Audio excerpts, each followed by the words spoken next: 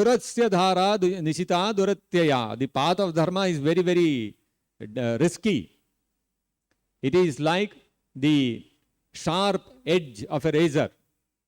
You can nicely shave yourself with that razor also, and because it is very sharp, it can cut your cheeks also.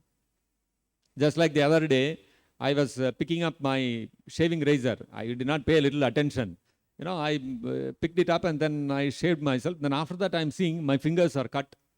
My skin is all come off. Then I realized, I picked it up without little negligently. See, little bit inattention, it'll either your finger or your face, somewhere it will get cut. So this is how razors are. The sharp razor, it can help you in achieving some good task also, and it can harm you also. The path of dharma is like that. The brilliant example of this is King Nriga. In the Srimad Bhagavatam, it is mentioned how once some princess, they had gone hunting in the forest. And while they were hunting, after some time they felt thirsty. And they thought, let us find some pond or something in the forest, some water body where we can quench our thirst. And they started searching where is a water body. They came across a well. Somehow in the forest somebody has made a well. Normally you don't find wells in forest, but somehow maybe it was an abandoned village or something like that. They found a well. And all these they were all young princes. They thought, we found a well, good. Let us drink some water from this. And they went. And they looked inside. To their surprise, the well was completely dry. And inside the well, they found one big lizard. Huge lizard. And they saw that this lizard is got trapped inside the dry well. They thought, poor thing, let us try let us try to help it escape. They put their hand, they put a rope, they tried many things to bring the lizard out, but they could not. They all started discussing how to help this poor fellow. We are not able to do it. So they all discussed amongst themselves and they said, let us go and tell our father. Father will be able to help. Because normally children always look up to their father. They all went to their father and told, like this, in the forest we found one well. There is a lizard which is trapped there. Can you please, we feel a lot of compassion for it. Please come and help us to release that lizard. So the father also, because the sons were all lovingly asking, the father also came. And when the father came, he saw inside the well, there is this lizard. And this father, very easily, he just extended his hand into the well and very easily he pulled out the lizard. And the moment that lizard was touched by the hand of this father, immediately it transformed itself into a divine personality. Why? Because this father was not an ordinary man. These princes were all the princes of Dwaraka, and this father was the supreme personality of Godhead, Lord Krishna himself.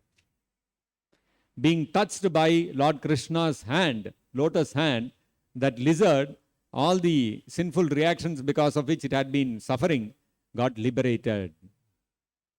And it assumed a divine form. And so, Krishna asked, who are you, my dear sir? And why did you become a lizard? Why were you stuck here? So, the lizard told, Krishna, you are the supreme person. It's not that you don't know anything. But anyway, for the benefit of others, you are asking, therefore I will tell you. And he related his past life. In his past life, he had been a king called Nriga, who was very, very dharmic. He was famous all over the world for his dana, for his charity, and for his following the path of dharma. And once it so happened that when he used to conduct sacrifices every now and then and give tons of gold in charity, thousands of cows in charity. He used to give charity like anything. And once what happened was, while he was distributing cows in charity, one person he came, one Brahmana he came, he gave the cow in charity, he took the cow and went. Somehow by mistake, that cow again entered his rest of the cows, and the cow again he gave to another Brahmana. By mistake this happened. Not knowingly, unknowingly it happened. Then, when the second Brahmana was taking the cow, the first Brahmana came back and he said, Hare, this is my cow, how are you taking it away? And the second person said, no, I have not stolen your cow. The king gave it, I am taking. For me, what is there? So then both of them went to let us go to the king and ask him why he has done like this. They went back and told the king that, why have you done like this? He said, oh, so looks like some mistake has happened. It's not done intentionally. So you please do one thing. You give this cow back to me. I'll give both of you 1,000 cows each. The Brahmanas were not agreeing. They said, what are you saying? Once a dana is given to a Brahmana, it cannot be taken back. And you are telling, give back what you have given us in dana. This is not possible. This is against the codes of dharma. We are totally dissatisfied with your solution and we are not accepting this. You keep your cow, we are going, and they left and went. Although he tried to pacify them, but he could not pacify them.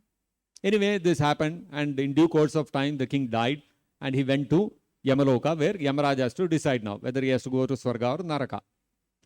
Yamaraj told him, Nriga, see, you have done so much punya in your life that you have unlimited happiness to enjoy in the heavenly planets.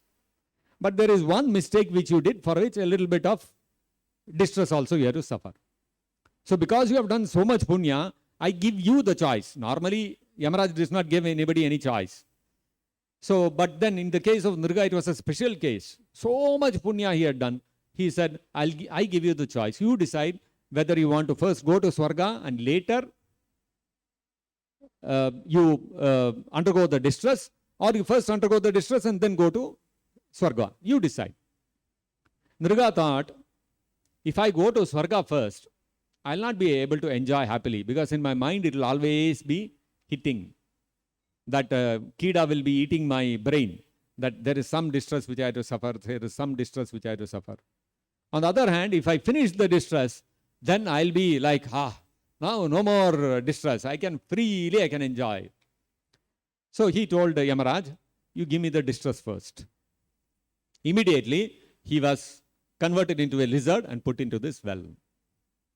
But fortunately, because of the amount of punya he had done, that distress of getting the form of a lizard became a blessing for him, because ultimately Krishna himself came and liberated him.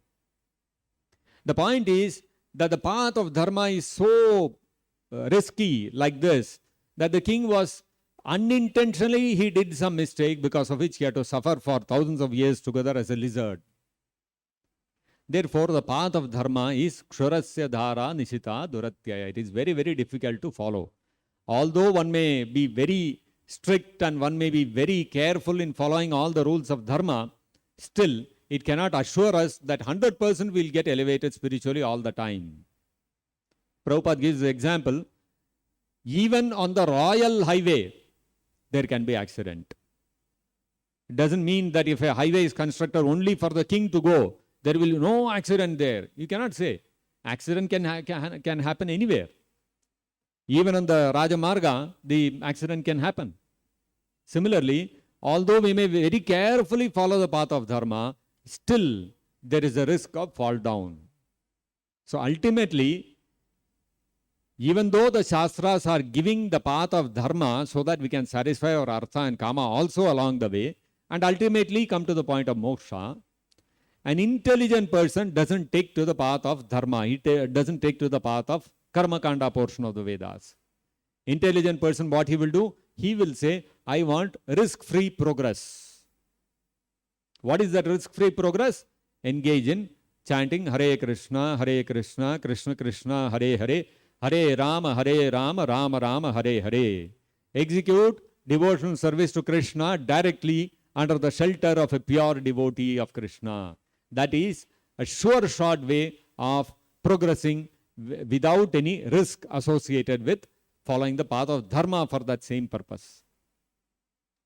Therefore, an intelligent person doesn't even try to follow the path of dharma. He simply engages, takes shelter of a lotus feet of a pure devotee like Srila Prabhupada and execute his instructions, and we can go back to Godhead.